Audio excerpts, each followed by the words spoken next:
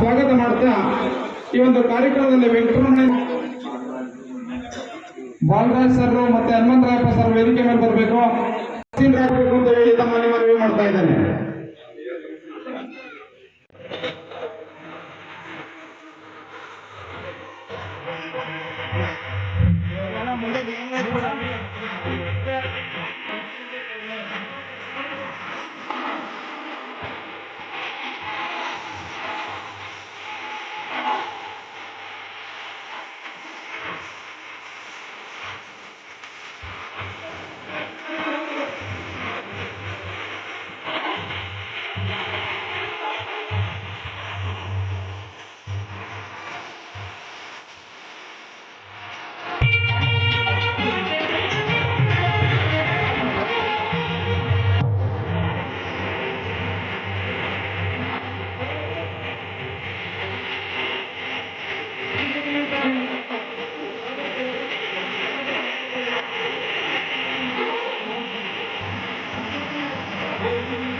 ತನ್ನ ಮಣ್ಣಿನ ಋಣವನ್ನ ತೀರಿಸಬೇಕು ಅಂತ ಹೇಳಿ ಶಾರದಮ್ಮನವರು ಅವಿರತವಾಗಿ ನಮ್ಮ ಕನ್ನಡ ನಾಡಿನ ಭಾರತದ ಮಣ್ಣಿನ ಋಣವನ್ನ ತೀರಿಸಬೇಕು ಅಂತ ಹೇಳಿ ಸಾಕು ಮಾಡ್ತಾರೆ. ರಿಸಲ್ಟ್ ಬಂದಿರೋದು ಬಹಳ ವರ್ಷ ಬಂದಿದೆ. ಸಾವಿರಾರು ಜನ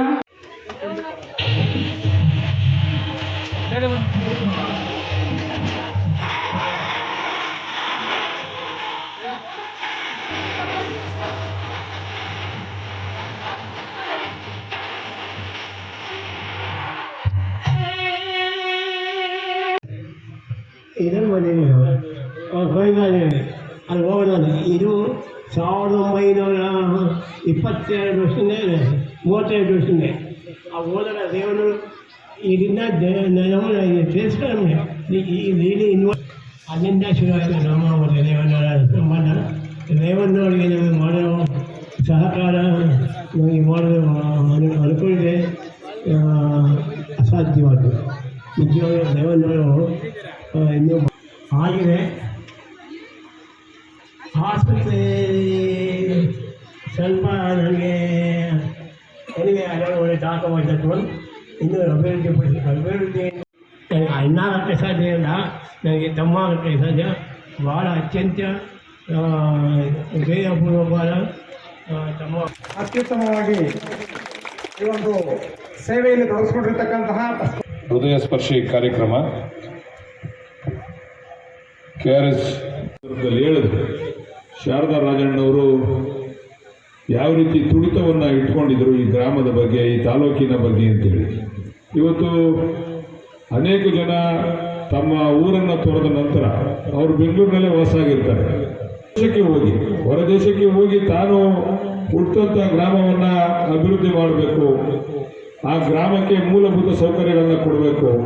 ಆ ಗ್ರಾಮ ಅವರ ಅಮೆರಿಕದ ಕನಸನ್ನ ಕಂಡಂತವ್ರು. ಅಮೆರಿಕದಲ್ಲಿ ಯಾವ ರೀತಿ ವಿದ್ಯಾಭ್ಯಾಸ ಇದೆ, ಯಾವ ರೀತಿ ಬಡವರಿಗೆ ಉತ್ತಮವಾದಂಥ ವಿದ್ಯಾಭ್ಯಾಸ ಸಿಗ್ತದೆ ಅಂತಕ್ಕಂಥ ಆ ಭಾಗದಲ್ಲಿರ್ತಕ್ಕಂಥ ಆ ಎಲ್ಲವನ್ನ ನೋಡಿ ಆ ರೀತಿ ನನ್ನ ಗ್ರಾಮಕ್ಕೆ ಏನಾದರೂ ಕೂಡ ಒಂದು ಮಾಡಬೇಕು ನಾನು ಅಂತೇಳಿ ಈ ಒಂದು KRS ಟ್ರಸ್ಟ್ ಅನ್ನ ಪ್ರಾರಂಭ ಮಾಡಿ ಅದರ ಮುಖಾಂತರ ಎಲ್ಲರ ಸಹಕಾರದೊಂದಿಗೆ ಅದರಲ್ಲೂ ಕೂಡ ಸನ್ಮಾನ್ಯ ಡಾಕ್ಟರ್ ಬೆಟ್ಟಯ್ಯ ರಾಜಣ್ಣವರು ಅವ್ರಿಗೆ ನಿಜವಾಗ್ಲೂ ಕೂಡ ನಾವು ಅಭಿನಂದನೆಯನ್ನು ಸಲ್ಲಿಸಬೇಕು.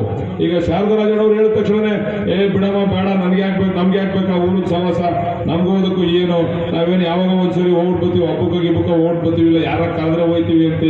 ಎಷ್ಟೋ ಜನ ಯಾವ ಪರಿಸ್ಥಿತಿಯಲ್ಲಿ ಅವ್ರೆ ಅಂದ್ರೆ ಅಮೆರಿಕಾದಲ್ಲಿ ತಂದೆ ತಾಯಿಗಳು ಸತ್ತೋದ್ರು ಕೂಡ ಬರಲ್ಲ ಅವರಿಗೆ, ಹಂಗೆ ಮಣ್ಣು ಮಾಡ್ಬಿಡ್ರಪ್ಪ ಅಂತೇಳಿ ಅಲ್ಲಿಂದನೇ ಶ್ರದ್ಧಾಂಜಲಿ ಅರ್ಪಿಸ್ಬಿಡ್ತಾರೆ. ಅಂತ ಸಂದರ್ಭದಲ್ಲಿ ತನ್ನ ಹುಟ್ಟೂರಿಗೆ ಏನಾದ್ರು ಮಾಡಬೇಕು ಅಂತ ತುಡಿತವನ್ನ ಇಟ್ಕೊಂಡಂತ ಶ್ರೀಮತಿ ಶಾರದಾ ರಾಜಣ್ಣ ಅವರು ಒಂದು ಉತ್ತಮವಾದಂಥ ಕೆಲಸವನ್ನ ಮಾಡಿದ್ದಾರೆ. ಹಾಸ್ಪಿಟಲ್ನ ಪ್ರಾರಂಭ ಮಾಡಿರ್ತಕ್ಕಂಥದ್ದನ್ನ ನೋಡಿದ್ರೆ ನಿಜವಾಗ್ಲೂ ಕೂಡ ಅವ್ರಿಗೂ ಕೂಡ ಈ ಸಂದರ್ಭದಲ್ಲಿ ನಾನು ಅಭಿನಂದನೆಯನ್ನ ಈ ಸಂದರ್ಭದಲ್ಲಿ ಸಲ್ಲಿಸಲಿಕ್ಕೆ ಇಚ್ಛೆ ಪಡ್ತಾ ಇವತ್ತು ಮಾಡಿದ್ದಾರೆ. ಇವರ ಹೆಸರು ಚಿರಸ್ಥಾಯಿಯಾಗಿ ಉಳಿಬೇಕು. ಯಾಕಂದ್ರೆ ಇಲ್ಲಿ ಬಂದಂಥವ್ರಿಗೆ ಮುಂದಿನ ಪೀಳಿಗೆ ಶಾರದಾ ರಾಜಣ್ಣ ಅಂದ್ರೆ ಏನು, ಯಾತಕ್ಕೋಸ್ಕರ ನಾವು ಅವ್ರ ಹೆಸರನ್ನ ಇಲ್ಲಿ ಉಳಿಸಿದೀವಿ ಅಂತಕ್ಕಂಥದ್ದು ಅದು ಮುಂದೆ ಬರ್ತಕ್ಕಂಥವ್ರಿಗೆ ದಾರಿದೀಪ ಆಗಬೇಕು. ಅದು ಯಾತಕ್ಕೋಸ್ಕರ ಮಾಡ್ತೀವಿ ಅಂತೇಳಿ ಅದರಿಂದ ನಾನು ಒಂದು ಮಾತನ್ನು ಹೇಳಲಿಕ್ಕೆ ಇಚ್ಛೆ ಪಡ್ತೇನೆ. ಈ ಒಂದು ಸರ್ಕಲ್ಗೆ ಶಾರದಾ ರಾಜಣ್ಣ ಅವರ ಹೆಸರನ್ನ ಇಡ್ತಕ್ಕಂಥ ಕೆಲಸ ಮಾಡೋಣ. ಹಾಗೆ ಅವ್ರದ್ದೊಂದು ವಿಗ್ರಹವನ್ನು ಕೂಡ, ಒಂದು ಪ್ರತಿಮೆಯನ್ನು ಕೂಡ ಅವ್ರದ್ದು ನಾವು ಈ ಭಾಗದಲ್ಲಿ ನಾವು ಪ್ರತಿಷ್ಠಾಪನೆಯನ್ನು ಮಾಡಬೇಕು ಅಂತಕ್ಕಂಥ ಇಚ್ಛೆಯನ್ನು ಇಟ್ಕೊಂಡಿದ್ದೀವಿ. ನಾವು ಯಾವುದೇ ಈ ಎಲ್ಲ ವಿಚಾರಗಳಿಗೂ ಕೂಡ ಯಾವುದೇ ಹೊರೆಯನ್ನ ಡಾಕ್ಟರ್ ಬೆಟ್ಟಯ್ಯ ರಾಜಣ್ಣವ್ರ ಮೇಲೆ ಹೊರಿಸೋದಿಲ್ಲ. ವೈಯಕ್ತಿಕವಾಗಿ ನಾವು ಮತ್ತೆ ನಮ್ಮ ಎಲ್ಲ ಇಲ್ಲಿರ್ತಕ್ಕಂಥ ನಮ್ಮ ಸ್ನೇಹಿತರು ಸೇರಿ ಕಾರ್ಯಕ್ರಮವನ್ನು ಮಾಡ್ತೇವೆ. ಮತ್ತೆ ಬಹು ದೊಡ್ಡ ಆಸೆ ಏನಂತಂದ್ರೆ KPS ಶಾಲೆ ಆಗಬೇಕು ಇಲ್ಲಿ ಅಂತೇಳಿ. ಹಿಂದೆ DK ಸುರೇಶ್ ಅವ್ರನ್ನು ಕೂಡ ಒಂದ್ಸರಿ ಕರ್ಕೊಂಡ್ಬಂದು ತೋರಿಸಿದೆ. ಅವರು ಕೂಡ ಈಗಾಗಲೇ ಅದು ಪ್ರಸ್ತಾವನೆ ಸರ್ಕಾರಕ್ಕೆ ಹೋಗಿದೆ. ಪ್ರಸ್ತಾವನೆ ಈಗಾಗಲೇ KPS ಶಾಲೆ ಪ್ರಸ್ತಾವನೆ ಸರ್ಕಾರದಲ್ಲಿ ಇದೆ. ಅದನ್ನು ಮುಂದಿನ ದಿವಸಗಳಲ್ಲಿ KPS ಶಾಲೆಯನ್ನು ಕೂಡ ಈ ಭಾಗದಲ್ಲಿ ಪ್ರಾರಂಭ ಮಾಡ್ತೇವೆ. ಅದಕ್ಕೆ ಶಾರದಾ ರಾಜಣ್ಣ ಅವರ ಹೆಸರನ್ನೇ ಇಡ್ತೇವೆ ಅಂತಕ್ಕಂಥದ್ದನ್ನು ಕೂಡ ಈ ಸಂದರ್ಭ ಅದರ ಜವಾಬ್ದಾರಿಯನ್ನ ನಾನೇ ಹೊರ್ತೇನೆ. ಅದ್ರ ಬಗ್ಗೆ ಅನುಮಾನ ಬೇಡ ಯಾರಿಗೂ. ಏನಾದ್ರೂ ಕೂಡ ನಾನು ಮಾಡ್ಲಿಕ್ಕೆ ತಯಾರಿದ್ದೇನೆ ಅಂತಕ್ಕಂಥದ್ದನ್ನ ಸನ್ಮಾನ್ಯ ಬೆಟ್ಟಯ್ಯ ರಾಜಣ್ಣ ಅವ್ರಿಗೆ ನಾನು ಈ ಸಂದರ್ಭದಲ್ಲಿ ಹೇಳಲಿಕ್ಕೆ ಇಚ್ಛೆ ಪಡ್ತಾ ಮತ್ತೊಮ್ಮೆ ಆ ತಾಯಿ ಶಾರದಾ ರಾಜಣ್ಣ ಅವರ ಆತ್ಮಕ್ಕೆ ಶಾಂತಿಯನ್ನ ಕೋರಿ ಅವರ ಕಾರ್ಯಕ್ರಮಗಳನ್ನ ಮುಂದೆ ನಾವೆಲ್ಲ ಮುಂದುವರಿಸ್ಕೊಂಡು ಹೋಗೋಣ. ಇದು ಸ್ಫೂರ್ತಿದಾಯಕವಾಗಿರ್ತಕ್ಕಂಥ ಕಾರ್ಯಕ್ರಮ, ಅದನ್ನು ಮುಂದುವರಿಸ್ಕೊಂಡು ಹೋಗೋಣ ಅಂತಕ್ಕಂಥ ಮಾತನ್ನ ಹೇಳಿ ಈ ಒಂದು ಕಾರ್ಯಕ್ರಮಕ್ಕೆ ನಮ್ಮನ್ನೆಲ್ಲ ಕರೆಸಿ ನಾಲ್ಕು ಮಾತನಾಡಲು ಅವಕಾಶ ಮಾಡಿಕೊಡೋದ್ರ ಜೊತೆಗೆ ನಾನು ಸನ್ಮಾನ್ಯ ನಮ್ಮ ಮಾನ್ಯ